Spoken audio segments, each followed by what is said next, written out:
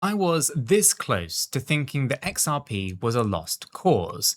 Then I stumbled on something that made me question everything. What if the entire market is completely wrong about XRP's true value? Well, I found an analysis that suggests that we've been looking at XRP through the wrong lens. And it blew my mind. So, my name is Nick. If you're new here, welcome to the channel, and I've got a bit of a story to tell. Now picture this, right? I'm scrolling through crypto news and gossip, and I keep seeing this same old chatter. XRP is dead money. There's just too much supply. There's no one that's using it. You name it, there's FUD everywhere, right? Now after years of hearing FUD, fear, uncertainty, and doubt about XRP, I decided to started, I should say, to wonder if the haters actually had a bit of a point. I mean, we've all seen the wild predictions come and go, right? I mean, who remembers those $589 XRP end of the year memes, right? So when those moonshot predictions don't happen overnight, the doubters, they just get even louder, right? Could they be right? Now I wasn't ready to give up, so I went digging for a few more answers. And what I found felt like uncovering a hidden chapter in a book that I thought that I actually knew. Now, in our free educational Discord, the link, by the way, is in the description, we were debating this very topic. Is XRP just boring, or is it secretly building something huge? And here's a spoiler. I'm about to show you why it might be the latter. So, I came across this analysis from a private investment firm called Bayberry Capital. Now, this is not some random Twitter influencer, is it, right? An actual firm that manages money in digital assets. And they basically said, hey, crypto market, you're missing the forest for the trees with XRP. Now, according to Bayberry, everyone's been judging XRP all wrong, and that's why it's so undervalued. Now, at first, I was a bit skeptical. I mean, I've heard grand tales of XRP before, right? But as I read on, I was actually pretty astonished here. Suddenly, a lot of things started making sense. Bayberry's first point, it hit me like a splash of cold water, right? The market still looks at XRP like any other speculative coin when it isn't, right? Think about it this way. Traders, they fixate on XRP's price swings. Analysts chase every little news blip about Ripple, and everyone is treating XRP like a meme token that should pop on the hype alone. But XRP wasn't built to moon on hype. It was built to be infrastructure. Now, Bayberry basically said the market only sees a token and ignores the system that's behind the token. So in other words, right, we're all watching the surface, the price, the tweets, the short-term drama, and we're ignoring the underlying machine. Now, XRP's whole purpose, of course, is to move value fast across the world, like a high-speed train, but for money. It's kind of meant to be the bridge asset connecting isolated financial systems. Think kind of like a plumbing of global finance, if you will, right? But the market is treating it more like a random altcoin that you can trade on rumors, right? So it's no wonder that its price does not match its potential then, right? The world just hasn't started valuing the actual function of XRP yet. It's like judging a sports car by how it performs in a bumper-to-bumper traffic jam. Now, of course, XRP's price looks meh if you're kind of expecting it to behave more like Dogecoin on an Elon tweet, right? That's the wrong setting for something that is built for serious utility.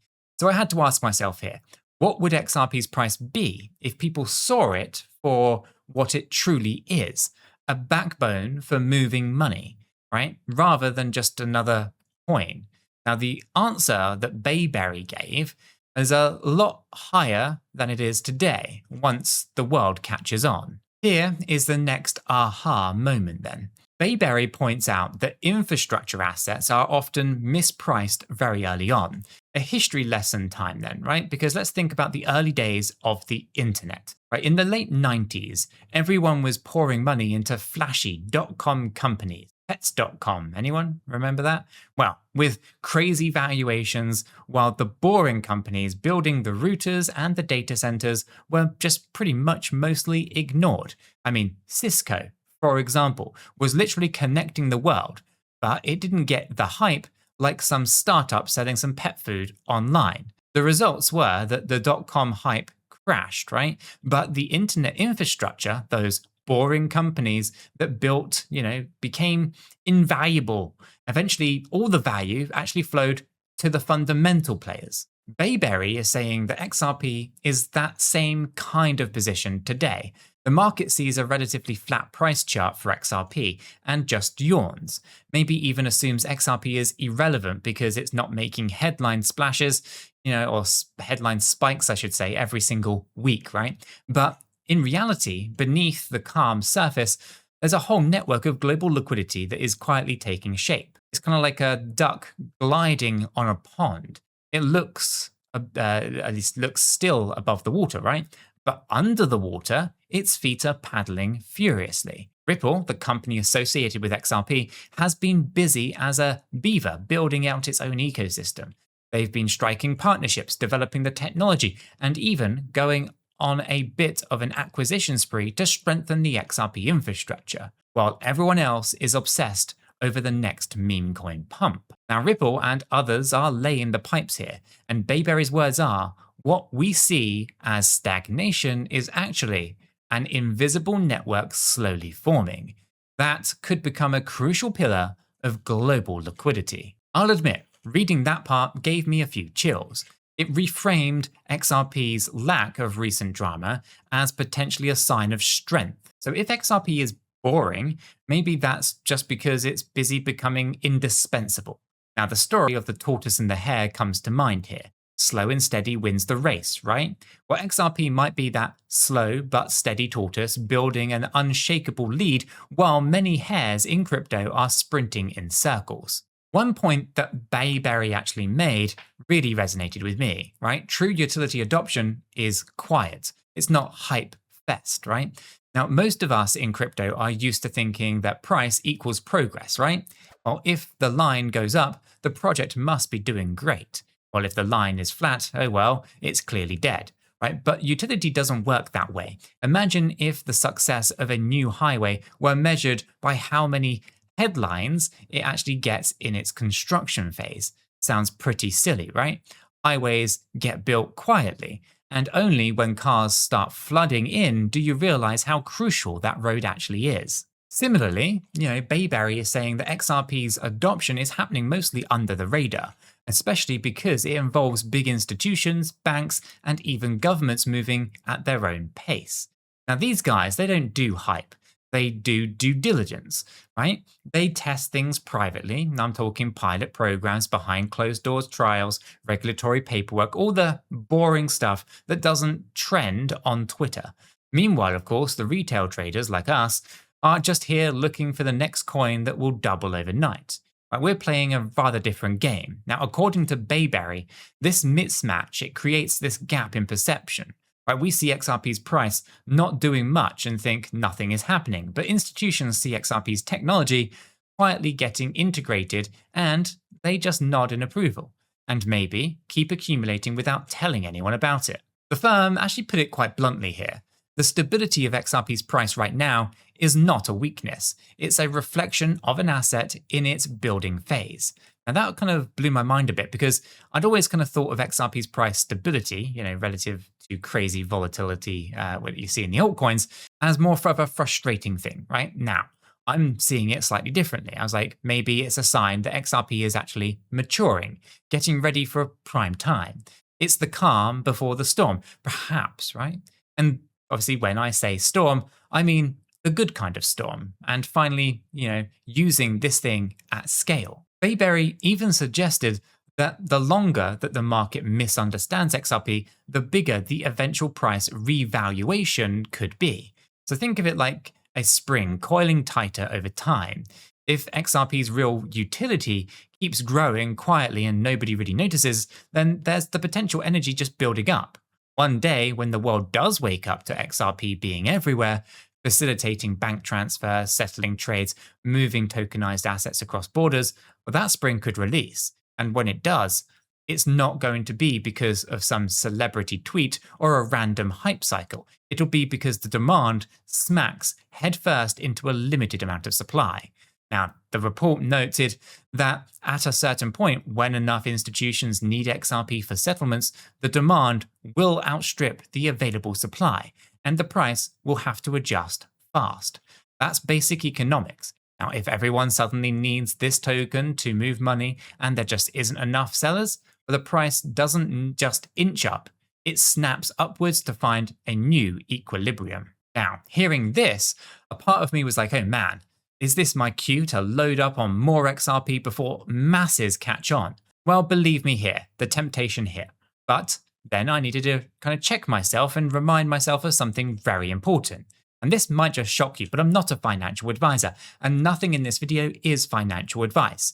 Cryptocurrencies are highly volatile, and you could lose all of the money that you invest. You should always do your own research and consult a qualified professional. After all, your investments are entirely your responsibility, and you should know that nothing is ever guaranteed when it comes to investing. Neither I, this channel, nor YouTube are liable for any losses, and this video is for entertainment and educational purposes only. Now, I know that was a bit of a mouthful, but I needed to say it. Always protect yourselves out there, right? Because, in fact, let me just share a little bit of how I manage some risk here, because I don't put all of my trust in any single exchange or a strategy.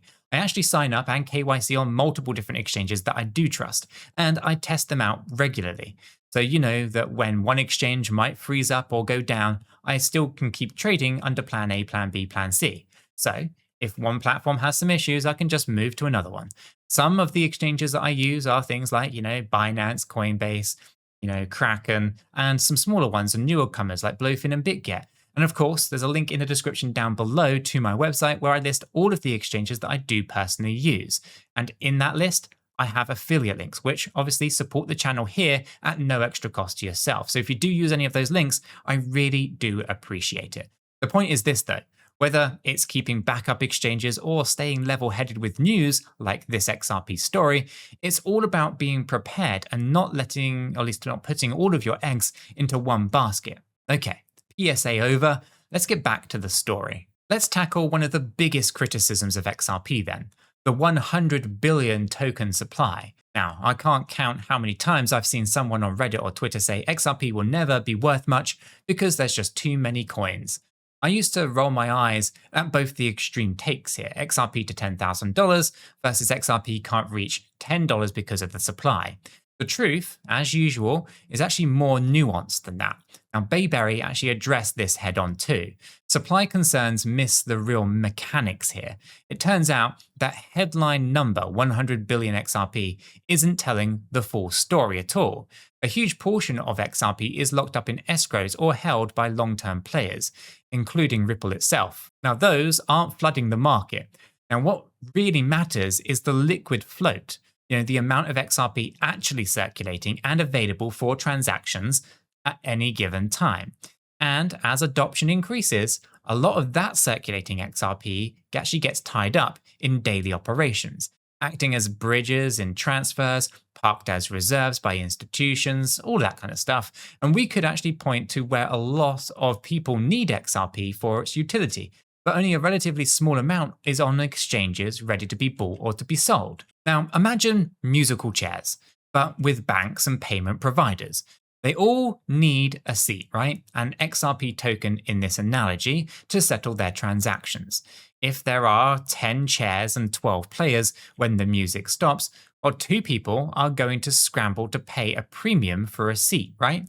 Now, Bayberry basically says that as transactional demand grows and XRP is used in the plumbing of finance, available liquid tokens tighten. And that's when you get price discovery, not hype-driven spikes, but utility-driven repricing. Now, honestly, this part made me rethink the old supply FUD that you see on Twitter. It's not about the total supply, it's about how much is actually in play versus how much is needed. Now, if XRP truly does become the oil in the engine of global finance, even a large supply can feel scarce. Now, here's something that many of us noticed, but the market seems to kind of shrugging off. That's the regulatory clarity. Because remember the massive SEC lawsuit saga, right? It dragged on for many years, creating a cloud of uncertainty over XRP. A lot of traders and even exchanges ditched XRP because of fear that they would be deemed a security in the United States. Then, in 2023, a US court finally gave a ruling that handed Ripple and XRP by extension a rather big win, essentially saying that XRP itself is not a security when sold to the public. Now, that was a pretty huge win. Overnight, XRP was, at least partly, in the clear legally, and you would think that that would be a massive or remove a massive weight from XRP's value, right? Well, Bayberry argues that the market still hasn't even fully priced that in. It's as if people are so used to the narrative of XRP equals legal risk that they haven't really even updated their thinking. It's kind of like if a giant storm was predicted and everyone kind of boarded up their houses. Then the storm passes and the sun comes out, but nobody takes the boards down because they're stuck in the old mindset, right? Now, XRP now operates with a distinct legal advantage in the United States, one of the biggest markets. It went through the fire and came out the other side with clarity that few other cryptocurrencies have, yet it's still often valued like it's some kind of sketchy, unregulated token. Now, Bayberry calls this a major disconnect. And in that disconnect lies opportunity, a fully compliant asset being priced as if it's still in trouble. That is a bargain in their eyes. From my perspective, regulatory clarity isn't just about avoiding downside, like not getting banned, of course. It's actually about unlocking upside. Right? Banks and big institutions that were on the sidelines can now step in without fear of legal reprisal. We've already seen, Ripple sign new partnerships and re-engage United States businesses post-lawsuit. This is removing a roadblock from the highway, right? Traffic volume can actually finally flow on through, even if it takes a little bit of time for everyone to realize the road is clear. So let's zoom out for a second. Another trend in finance that has everyone from Wall Street to crypto Twitter buzzing is the tokenization of real-world assets. And we're talking stocks, bonds, real estate, commodities, you name it, right? There's a growing expectation that in the next decade, a lot of these assets will be represented by tokens on blockchains. Real-world assets, or RWAs, is the buzzword, right? Now, just recently, I read about major banks experimenting with tokenizing bonds and setting them up on chains. Right? Even governments are dipping toes in, remember those pilot CBDCs and tokenized treasury projects, right? So what happens when value that used to be just stuck in old school systems starts moving onto new rails? You're going to need bridges between all of these different blockchains and networks. Now, Bayberry predicts a surge in tokenized value across the board, and with it, a huge need for a neutral bridge asset. In plain English, if the future financial world is a bunch of islands, well, each blockchain or network holding some tokenized assets, someone needs to build the boats or the bridges between all of them. And XRP was practically born for this role. XRP, with its super fast settlement and low fees, and a design that doesn't favor any single country or bank, is positioned as the neutral bridge currency. It can hop between dollars, euros, yen, Bitcoin, Ethereum, and whatever else, quickly and without bias. Bayberry's analysis suggests that as tokenization grows, demand for bridge liquidity will explode, because every token swap or transfer between networks could utilize a bridge asset like XRP. And importantly, this demand, it won't be speculative. It'll be structural, meaning that driven by real usage, not just traders hoping to flip for a profit. Picture oil in an engine. Nobody buys oil to speculate on it necessarily. They buy it because their engine actually needs it to run, right? Similarly, if, the global finance engine ends up needing XRP to run smoothly between tokenized networks, well, that's a steady, unrelenting demand. This is partly what got my attention, right? It frames XRP's future not in terms of will people hype it, but will the world need it? And if the answer is yes, then we might actually see the demand that dwarfs anything that the crypto market alone could muster. And if that happens, remember the early point, supply on exchanges could get tight, which means price, well, you kind of get the idea. By now, I was basically nodding along with Bayberry's report. They wrapped it up by talking about perspective. Now, if you compare XRP to other cryptos, yeah, it's one of the big ones that's out there. It has a large market cap relative to many other coins. That leads to some people saying, how much bigger can it really get? It's already the top 5, right? Or wherever it stands at the point of you're watching this. But Bayberry flips that on its script, right?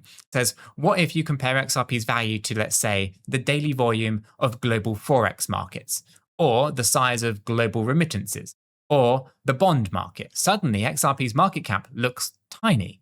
It's kind of like comparing a local town's plumbing budget to the water needs of New York City, right? If XRP truly becomes part of the global financial plumbing, the scale of money moving through it could be enormous. If that context, or in that context, it's the current size is almost kind of negligible, right? They phrased it pretty powerfully.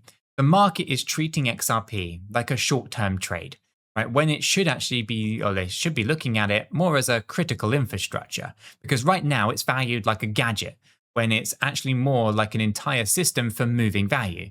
And when people finally switch their view from just another crypto to key piece of financial architecture, well, the way that they value XRP could change completely. It won't be about the hype cycles anymore. It'll be about cash flows, network volume, and necessity, right? And at that point, we couldn't or wouldn't be talking about XRP as the same speculative bet. We would be acknowledging that it is something that's been quietly running things in the background all along. Sitting back after reading all of this, I had to reflect. Right, this whole journey started with me being rather frustrated as XRP's price and all of the negativity around it, right? But now I've got this fresh perspective. Something boring is good. Boring might mean building. But just because an asset isn't skyrocketing in price every single week does not mean that it is failing. It means, or at least it might mean, that it's just laying the foundation, forging partnerships and waiting for the world to catch up to its utility. It's kind of like, I guess it's a bit poetic, right? The market might only recognize XRP's value after it's fully built out and absolutely everywhere, like suddenly appreciating the quiet kid in class who grows up to invent something revolutionary. Now, I'm not saying that XRP will definitely conquer the world's financial plumbing. There are no guarantees in investing, remember the disclaimer from earlier. But what I am saying is that I learned not to underestimate the power of real utility and the patience of those building it, right? Because Bayberry's analysis, it gave me a story to hold on to here. The idea that value can accumulate quietly, silently, until one day it's just obvious. And if that story holds true, then there's a lot of people are going to actually be looking at XRP in a few years saying, wow, how did we not see this coming? For me, the lesson is zooming out, right? I'm going to keep on researching, discussing, shout out to everyone in the Discord community who loves digging into all this stuff, by the way.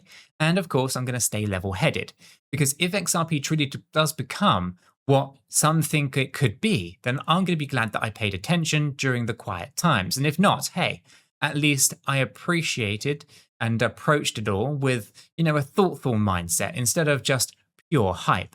Anyway, if you have found this journey as eye-opening as I did, you can start by hitting that like button and smashing the subscribe button to join the Cheeky Crypto family for more deep dives. Stay curious, stay cheeky, and I'll catch you all in the next one.